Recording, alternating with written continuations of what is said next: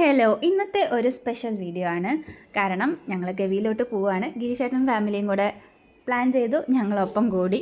പത്തനംതിട്ട ജില്ലയിൽ വന്നിട്ട് 4 വർഷമായി, ഇതുവരെ ഗവി കണ്ടിട്ടില്ല. അങ്ങനെ ഞങ്ങൾ ഗവി കാണാൻ വേണ്ടിയിട്ട് പോവുകയാണ്.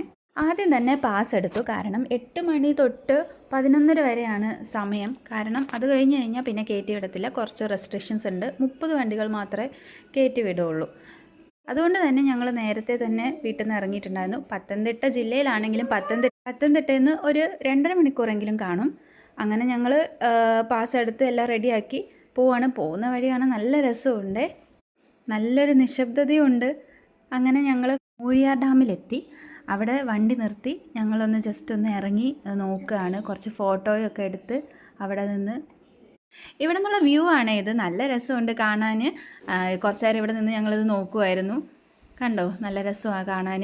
പിന്നെ രാവിലെ ഞങ്ങളൊന്നും കഴിച്ചിട്ടുണ്ടായിരുന്നില്ല. അപ്പോൾ സൗമ്യ ചേച്ചി ഫുഡ് ഉണ്ടാക്കി കൊണ്ടുവന്നിട്ടുണ്ടായിരുന്നു.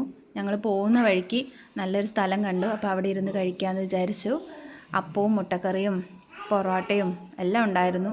ഇങ്ങനെ ഇരുന്ന് കഴിക്കുമ്പോഴൊരു രസമുണ്ടല്ലോ, അത് പറഞ്ഞറിയിക്കാൻ പറ്റില്ല. നല്ലൊരു ഫീലാണ്. ഏത് ഹോട്ടലിൽ കയറി കഴിച്ചാലും നമുക്കത് ഞങ്ങൾ അടുത്ത സ്പോട്ടിലോട്ട് പോവുകയാണ്.